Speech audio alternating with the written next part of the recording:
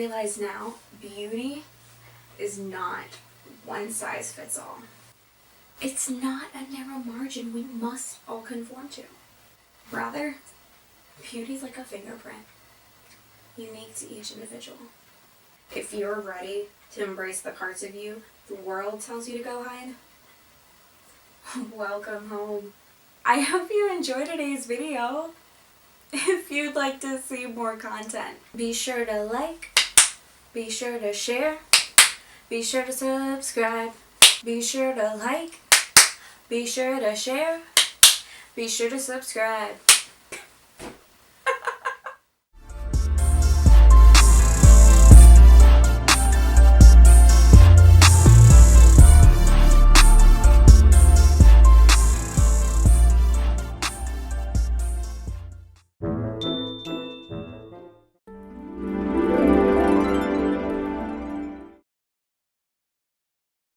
Hey girl, hey! Welcome to another episode of Everyday Girl. What's up? How you doing, hon? It's good to see you back. Today we're going to be doing a matte finish foundation. Why in the world would I come on camera when my skin looks like this? Because I don't care. I will not be insecure because I have imperfections. The majority of the world has imperfections. Most of us do. Some people are just better at hiding it. Like most human beings, my skin has good days and it has bad days. I'm not going to let that bother me, and you shouldn't let it bother you. To show you how to get flawless foundation even when your skin isn't flawless. If you have a special occasion coming up and you want to feel as beautiful on the outside as you already are on the inside, here's a few tips to help you out. My skin's a little shiny right now. That means I prepped it. I'm good to go. I made sure this bad boy is nice and moisturized. The next step in our process is going to be primer. Now, one of my favorite primers for a matte finish would be the Benefit Cosmetics Porefessional Primer. This stuff is my blur in a bottle. If you have big pores, like this area right here for me is super, super pronounced, this will just smooth it on out, baby. Smoother than X-Lax. I take a little bit of our primer. Gonna put this all over. Apply a little, you can always add more. Now you want to make sure that you get all around your face, including the sides and underneath that neck, wherever you're going to put foundation, wherever you're going to blend.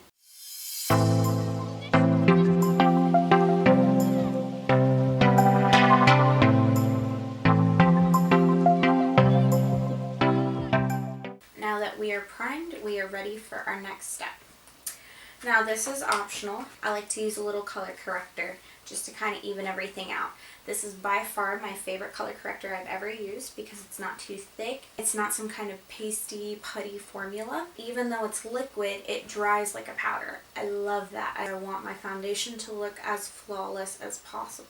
This is the Algenist Reveal Color Corrector. Now what I'm doing is I'm going to kind of dot this on the areas where I feel I need to color correct. So any dark circles, any hyperpigmentation, acne spots, anything like that.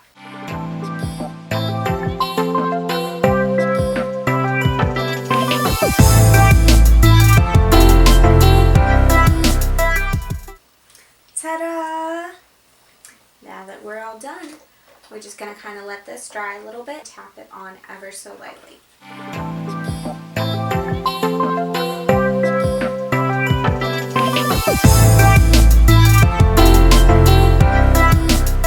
We are ready for our next step. The moment I start doing this, you're going to look at me like I'm crazy. Before we put liquid foundation on, we are going to apply powder. I know. You're about ready to turn this off right now because everybody knows you don't put powder before liquid, but I promise you, trust the process. What I'm going to do is I'm going to take a thin translucent powder. This is the Maybelline Fitme. I love this stuff. It is very budget friendly and it is absolutely perfect for this stuff. Kind of dig that brush in there. The reason we're doing this is it's going to almost create a veil. It is going to fill in some of those larger pores. It is going to even out your skin tone, and it is going to give you the lightest amount of coverage. But trust me on this. It's going to be worth it, girl. And going in circular motions. And by now you should notice that your pores are going to be looking visibly smaller.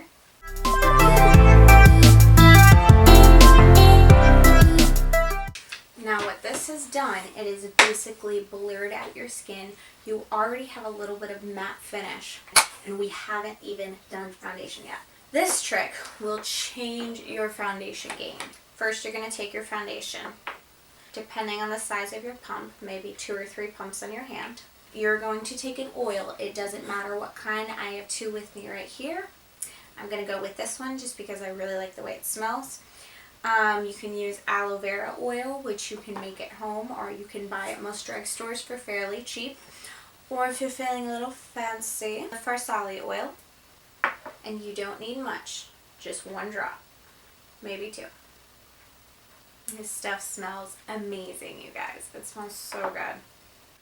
And we're just going to take this beauty blender right here and kind of mix that on your hand.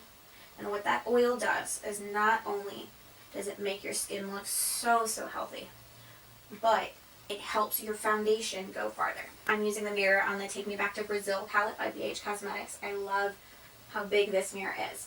Now what you want to do when it comes to applying your foundation, press it into the skin. Is a little bit at a time. You can always build coverage, but it's really hard to take away, especially after you've done all these steps. Do not be afraid to really blend it in. One of the biggest mistakes people make when it comes to foundation is they want to rush this process and then they wonder why their face looks cakey. Take your time, press it into the skin. You want it to look like it is a part of your pores and a part of your face. Don't forget to get underneath your chin and onto your neck. We want to make sure that we get that and we don't just stop at the chin. That's another mistake a lot of people make. Even if your foundation is the perfect shade for your skin tone, if it is not blended, once you add everything else, it will be obvious. Also, don't forget to go all the way to the side of your ears. I even like to go a little bit behind and around just to make sure I have absolute coverage. I tuck my hair behind my ears a lot, and I don't want there to be a distinct line when I do that.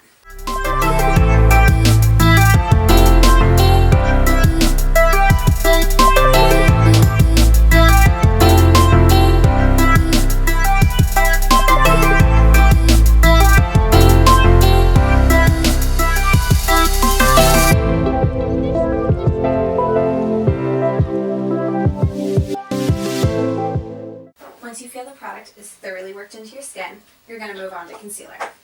Now, because of all the other steps we've taken, not only were we able to help stretch your foundation and your coverage, but you may not even need to add concealer. However, depending on what kind of coverage you're going for, you may prefer a stick or a liquid concealer. Stick concealers are amazing for the under eye if set properly. And just kind of carve out that area where I might want extra coverage. I'm taking my damp beauty blender and I'm just going to tap that product into the skin. And you just want to work that concealer in anywhere where you applied it. If you have an issue with your foundation moving on the tip of your nose due to excess oils, I highly recommend using the Tarte Shape Tape Concealer and just dabbing it on the tip of your nose and working that in with the beauty blender as well. I don't need that, so I'm not going to do that, but it's a great way to add extra coverage because this will not move. We're going to take our loose powder. This is the Mercier Translucent Setting Powder. I love this stuff for setting, but I seriously want to marry it when it comes to baking. Amazing. Amazing, amazing, amazing. I love it. Tap the excess off. If you do not, you will look cakey and it will look ridiculous. So just lightly. See all that? You don't need all that. And you're just going to apply that wherever you want to make sure that that foundation absolutely stays. Just use a light hand and gently dust it on. Here's another life hack for you. Before I do contour, my blush, my highlight, anything else I'm going to add to my face, I will take my Matte+Poreless Plus and my beauty blender and I will saturate my face with this stuff. Let it sit, let it get nice and tacky, and then we're going to press that in. If you do not have the Matte+Poreless Plus, which I totally love for this step, then you can absolutely use any setting spray that you might have. We're just going to let this sit. Take our damp beauty blender, just press that into the skin. What this does is ensure that all the little fuzzies, all the little baby hairs you might have on your face, this is going to force it to press into that skin. Basically, it acts as a sealant, and it's just going to lay all those hairs flat, anything that would distract from that perfectly flawless matte finish. And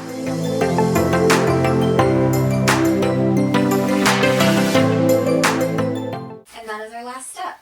I hope you guys enjoyed this video. I hope it is super helpful to you. I know it made a ginormous difference in my own foundation routine. If it did for you, please comment down below and let me know. If you would like to see more videos like this, then be sure to subscribe and let me know what you would like to see. Hit the notification bell to make sure you never miss an episode, and I hope to see you guys again soon. Bye!